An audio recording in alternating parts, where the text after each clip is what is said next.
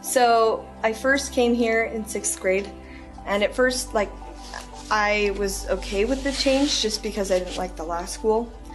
And then when I came, it was super small, but it was actually good for me because I don't like big places, you know, and I like knowing everybody. And so at first, you know, it was kind of scary because everybody was transferring, and so the first week everyone was just kind of separate. But then after that, everybody just clumped in together, and it's like the kids that like normally in another elementary school or in another junior high, they would be known as like the skaters, or somebody would be known as like, oh, one of the people that's obviously going to be a cheerleader when they're older, you know, just like they'd be put in certain cliques. But here we weren't really forced, but it was so small that we were able to experience like different people, like a bunch of different personalities and a bunch of different things that they liked.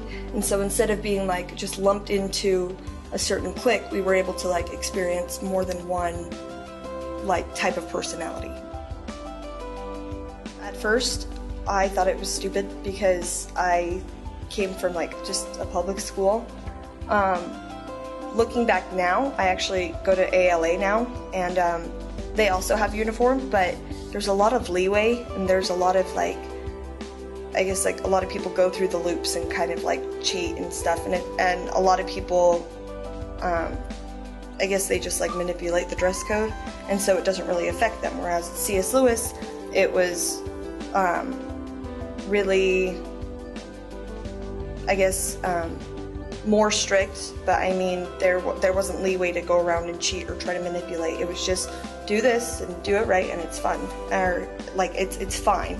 And so looking back now, I'm really glad that I like had that strictness or the structure, because like it taught me to, I guess, like follow rules. Like, because when you're older and you go to a job, you know, if you try to not wear their uniform, they're not going to accept that.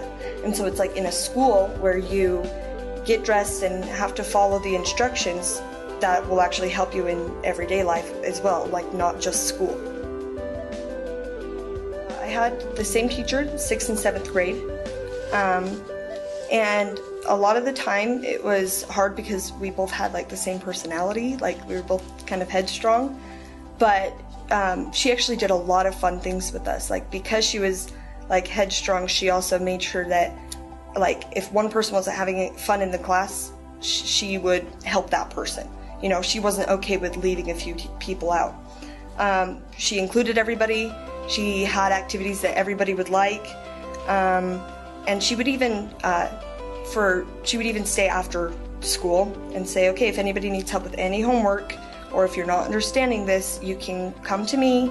And it was way fun. When I stayed there, she brought donuts for us and was like, okay, this is for you working hard, for you staying after. And so it motivated us to stay after and try to get help if we were stuck with something.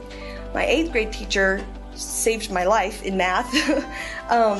We were only in like algebra, I think, here, and she taught us some steps that we didn't need to know in algebra, but she was like, you guys, I know it's hard to learn now, but if you learn what I'm teaching you now, this will help you in high school and for the rest of your life. And everyone's thinking, yeah, right, you know, she just wants to give us a hard time.